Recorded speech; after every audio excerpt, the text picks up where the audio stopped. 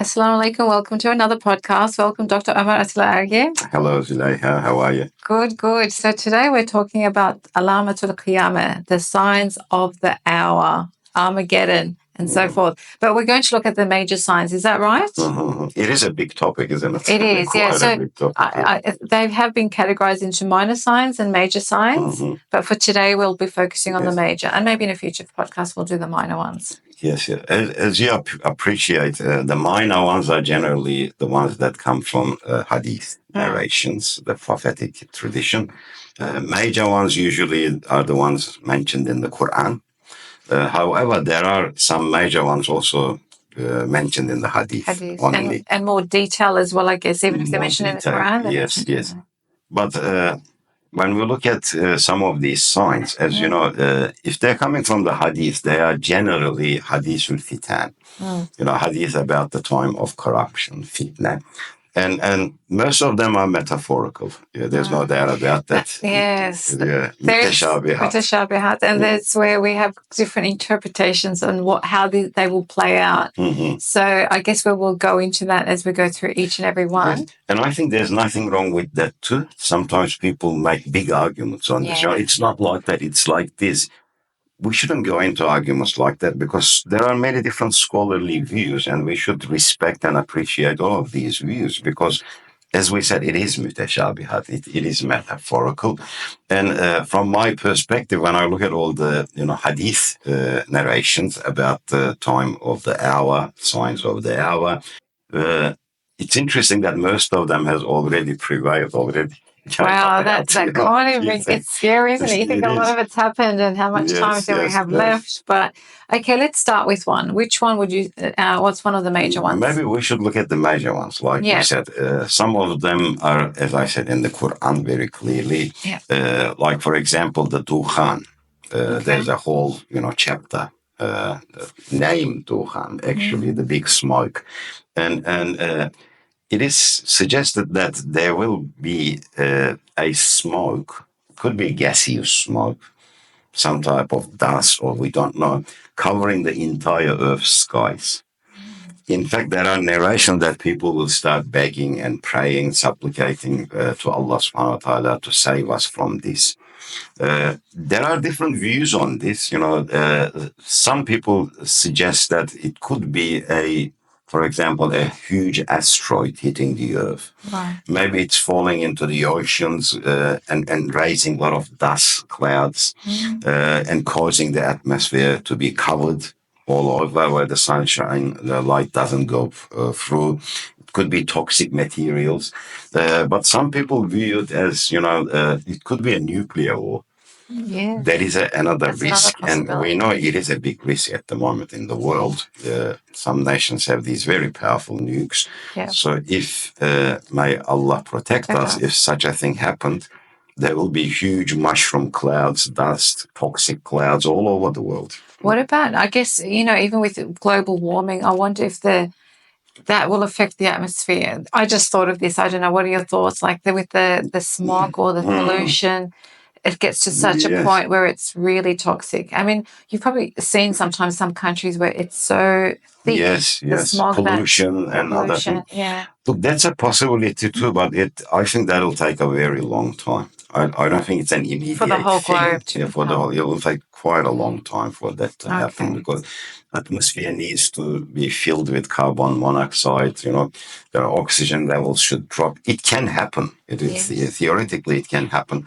But I think that's a long-term thing. So you think it's more likely meteorite or nuclear? I think they are more. It sounds more likely. So Dukhan sounds like that to me. There are other major signs like 3 major earthquakes that have been talked about. Yeah. But this is not your average earthquake, like 6.5 or 7 or something like that. That will be huge. And 3 of them, according to narrations, 1 in the east, 1 in the west, and 1 in the Middle East area.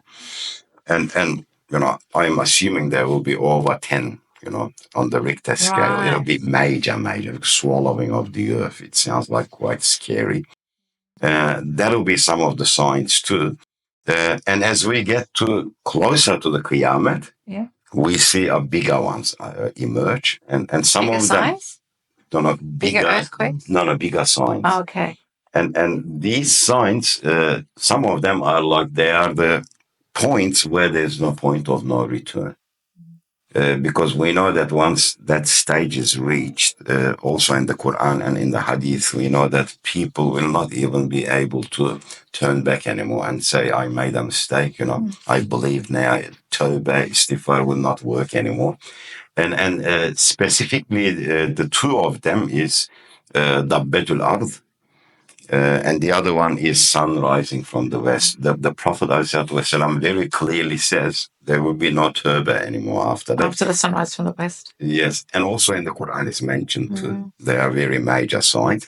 I think they are probably the last ones, Dabbatul Ard and sun rising from the west. Do you want to tell us about the Dabbatul Ard? What does that entail? Dabbatul Ard is very interesting topic. I did a lot of research on that as well. The term Dabba is quite, interesting because the Dabba means a living being, living organism, something that moves, but it is not, a lifeless matter. It is not like a robotic thing. It sounds like when you look at the Quran, all the robots move too. Androids, robots, they move too. But if you look at the Quran, the term Dabba is mentioned 14 times in the Quran in singular form, and 4 times in plural form, Dawab. All of them, when you read them, it's relevant to living organisms. Things that are made up of water. Oh, water. Okay. So that's why you're saying it rules out the robot potentially, because they're living organisms. Perhaps we can think of that like that. It also rules out the fact that it could be jinns and, other beings. So it sounds like it is organic matter. Like human? We're not talking humans or animals? Dabba is not human because Dabbatul Ard usually translated as, the earthly beast. But I think that's wrong. That translation is wrong because there's no term beast there.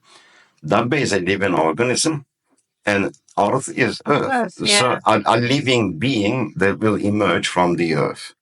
That is the best way to describe it. Yes. That is why some scholars interpreted it as some sort of a bacteria, a novel bacteria or novel virus that will destroy many parts of the earth. But they've taken an example from the Suleyman alayhi salam's story. When he passed away, he was leaning onto his, staff. And the jinns that was under his command could not approach. They were still, because they were under his control. They didn't know he was passed away, dead, But the Quran says there's this little tiny dabba eating away on his staff. When it broke, then they realized he passed away. So they taken that example. So dabba is mentioned as a tiny creature there. But then again, if you look at the narration in regards to Dabbatul Ard, it sounds like a bigger creature to me. Right. Not a bacterial form, because in the tafsir of Al-Malul Hamdi Yazir, who's a famous, recently modern scholar because he passed away, he says that Dabba is something emerges from the earth, but when it walks, it sways from left to right like a drunken, intoxicated person. That's very interesting. And we know from the hadith that it speaks. That's another thing. Oh, okay. It speaks. And in particular to disbelievers, it reminds them or tells them that they were wrong. Right. That's another thing. Then we know it is a being, some sort of a, matter, some sort of a physical being, organic being. But that doesn't write off the fact that, it could be biological, maybe including some sort of electronic equipment in there as well. That is why some people say it could be like a thing, cyborg, half human, half robotic thing. Okay. So and the way they walk is, swaying left to right. I am even in the view, it's going to be very interesting. I'm thinking that because of Dajjal, because we see all of these things in the sources, how Dajjal will bring the dead person alive and things like that in the hadith. If Dajjal is some sort of a technology, when you think about it, it is possible that they could bring dead people alive. reanimate them using some sort of technology. The Dabbatul Ard or the jar? The Dabbatul Ard could be, dead being raised. That are being raised. Okay. So maybe dead bodies could be, reanimated with some sort of, chips, electronic equipment in the future. Yeah. And then they will speak. The ruh will not be there anymore. Okay, so the body's there. You're thinking there'd be a way to preserve that body so it doesn't deteriorate? Yes, that's what I mean. So that could be possible in the future. So that's got the full-on human appearance, but they're not really humans. Yes, and they will be honest because they will still have maybe that information in their brain preserved. Yeah. They will be honest. And another thing, we are witnessing this in some ways, to some extent, with the AI systems. Yes. Like the ChatGPT. When you ask good questions about the hakika, the reality, you see that it always gives correct information about Islam and things like that. It does, yes. And that's very interesting. So really interesting reels that go around where they ask questions, record it, and get the response from it. It can't lie. It has the information, and it's obviously able to logically think, I guess. Could be, yeah. Maybe that's the limit where we're getting very close to the end of, the end of the universe or Earth. Well, it'll be universal. That's what the Quran says. The Qiyamah will be universal. Because when you look at Surah Takwir, we see everything step by step. The stars going, being destroyed. So it sounds like universal there. Quite catastrophic, it sounds like it. Yeah. Yeah, catastrophic event in the entire universe. That's what it sounds like. And there are verses, of course, everything has a lifespan. They will all die illa wajha, except for Allah's countenance. So these are all evidences that it will be universal. But there are other signs. One thing that sometimes people forget, they don't realize in Islamic theology, in Aqidah, is that signs are signs. Right. It means, they are not very open 100% evidences for Qiyamah. So everyone can't see it. Is that your point? Yes, or they will see it, but they won't regard it as a sign because otherwise the test will be removed. True. So our free will is not negated until the last minute. That is why the Prophet says, when the sun rises from the west, then it's all over because it started. That's so apparent. It's so evident. It started then. So these are all very interesting things. And then there is, of course, the return of Yajuj and Majuj. That's another topic. And there are a lot of different views on that. Yes, on who they might be. I've been reading, because you've done a video about that before, and some of the comments. There's so many different nations that are attributed to them, or systems that are attributed to them. People are insisters on that, like they say, such and such scholar says this, and he's the one who explains it the best. We should be open-minded.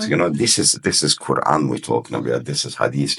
There are many possibilities there because, as I said, it is mutashabiyat. It is metaphorical and open to interpretation as well. Classic scholars, when we look at them, they usually interpret it as some sort of human nations, two human nations on earth. And some even said, they come from the family tree of Yasef, one of the sons of Noah, Nuh alayhi salam, comes from their generation.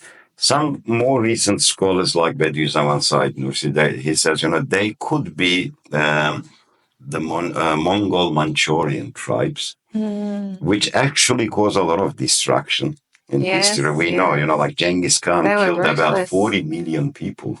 Yeah. Destroyed all the Islamic world, especially, around the north of Asia.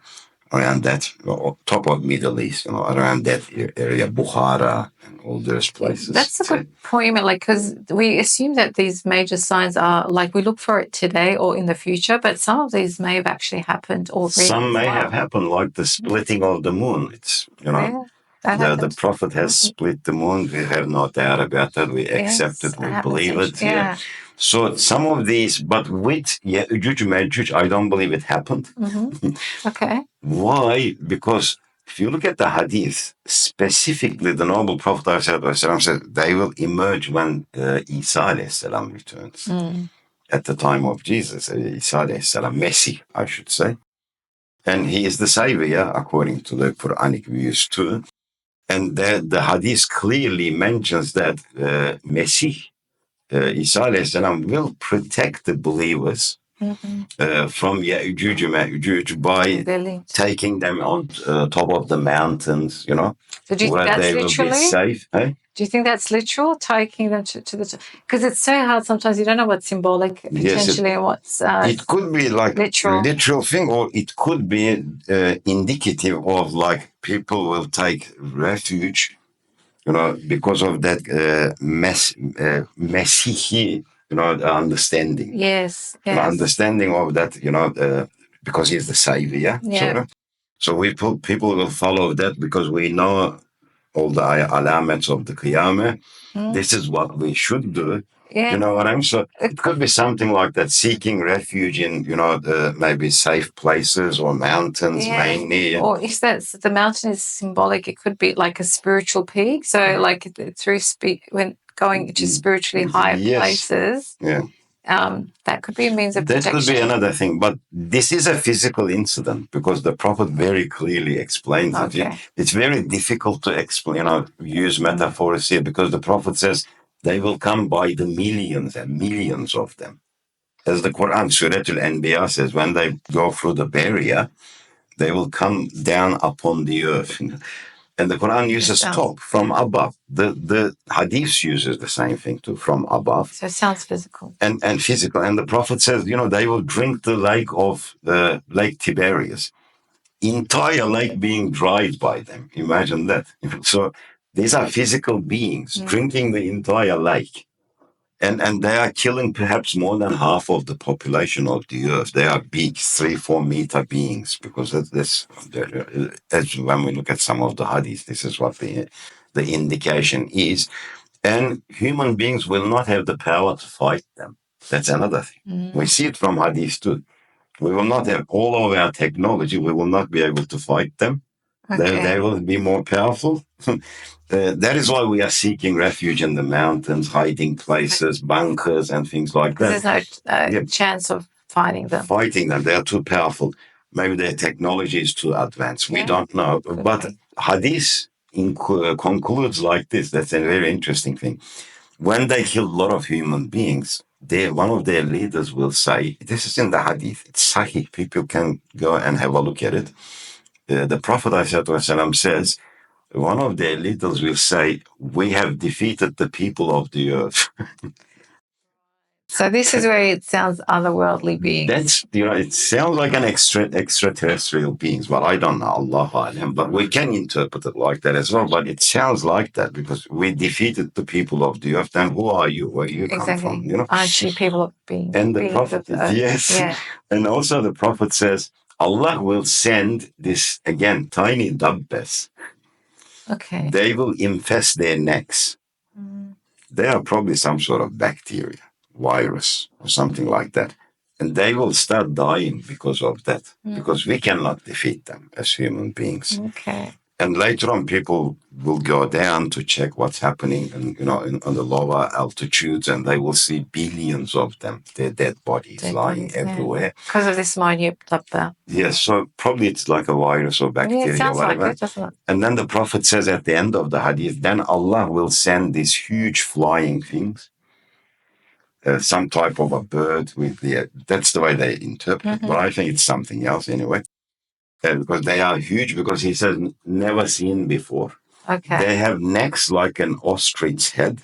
Yeah. The Prophet says, and they will clean or clear the face of the earth from the dead bodies of Yajuj and Majuj. They will suck them up. Right. Are they angels, or are there some tools that angels use? Allahu Alam, I don't know. So they're going to cleanse the earth from these dead Yajuj and Majuj. So that is not end of the world yet, but it will cause a lot of serious. It is a big event. But I think when we come to the sun rising from the west, I think that is the end. Right. There is no return anymore. Once that begins, inshallah, we won't be around. Do you say it's the end because just we wouldn't be able to survive on an earth where the sun is rising from the west, from that perspective? No, because for the sun to be rising from the west, it has to be a very big catastrophic event. Right. That is why, we come up with different scenarios, sometimes we did one video on this, you might remember. Sometimes people come up with all these comments, if an asteroid hits the Earth, it'll go upside down. Yeah, I saw the that. North Pole will become the South Pole, and the Earth literally will be spinning the other way, and the sun will rise from the west. This is not correct, because the Quran and the Hadith says you will see the sun rise from the west. If a huge asteroid like that hits the Earth enough to tilt it, everyone will die. It'll be instant. No one will see the next day when the sun rises from the west. So that doesn't really match that explanation. Right. And then some people say Earth spinning will eventually come to stop and then turn the other way. Unlikely. That's astronomically, it's not possible. It is, but not turning the other way. But it may come to a full stop in trillion years. Yeah. Because Earth has this momentum, angular momentum. It's called, when the nebula started collapsing onto itself, everything started spinning. Earth has been spinning since then. 4.6 billion, 7 billion years ago, whatever. It's still spinning because of that angular momentum.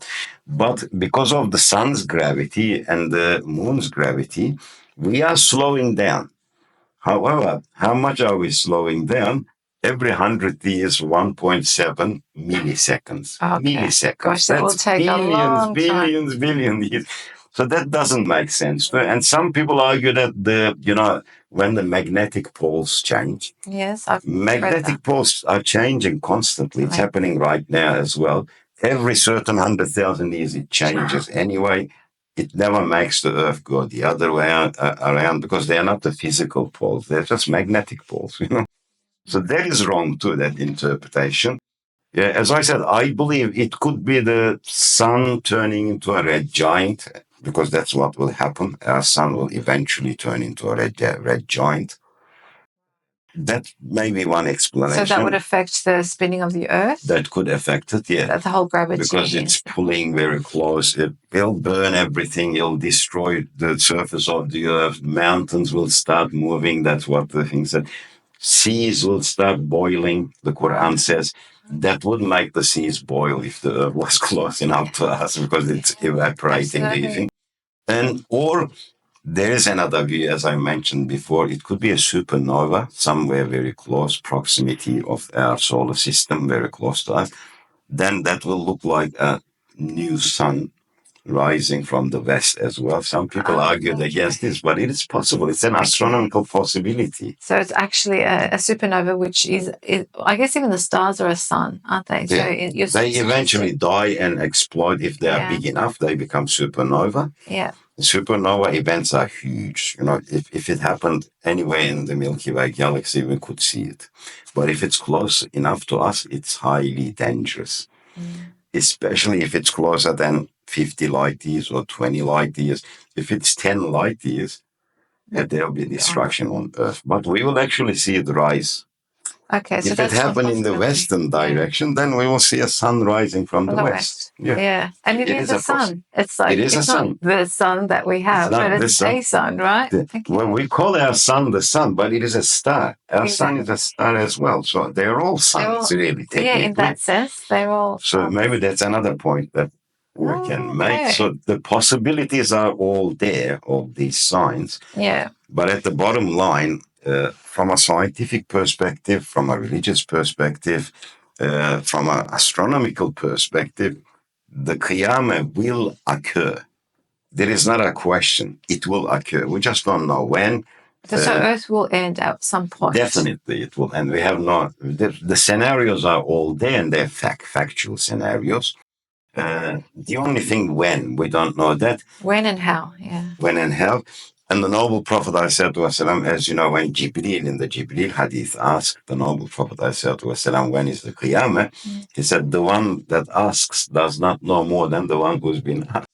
So Prophet is saying to Jibreel, you don't know either. Yeah. We don't know either. We can only estimate things, make scenarios, but we can never know exact time. Yeah, that's so true. Why do you think we're so fascinated by the signs, the hour, I guess? The hour.